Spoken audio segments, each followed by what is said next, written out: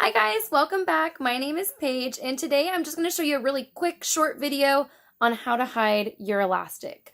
So what you'll need is one of these U-shaped bobby pins as well as a regular bobby pin. So you're going to take your U-shaped bobby pin and you're just going to tuck it through this elastic. Now you don't want to poke it all the way through, you kind of want it to be secured in there. Now you're going to grab a piece of hair. Now I have layers, so it's going to be kind of difficult. I don't want to pull a super short strand because you're going to wrap it all the way around. So I'm going to pull my longest pieces. So I'm going to hold onto this and I'm going to wrap it around my braid. Now I'm going to stop right here because it's not going to wrap around another time. So I want to hold it right here. I want to make sure there's enough hair to be looped through. So you'll grab your regular bobby pin and you're going to put this on this hair.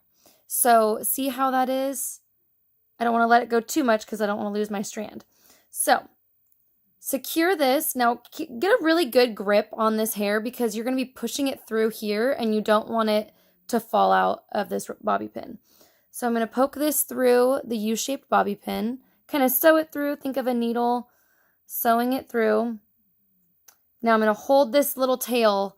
See, after I looped it, it almost slipped right back out. So you really want to hold on to it really tight. Now you're going to pull this U-shaped elastic. Basically what it's going to do is it's going to pull it down through the elastic and through the braid. So I'm holding onto this and I'm also going to hold on to the bottom of the U-shaped bobby pin. So see, I'm pulling the U-shaped bobby pin through and this hair is moving. I'm kind of just coasting it through.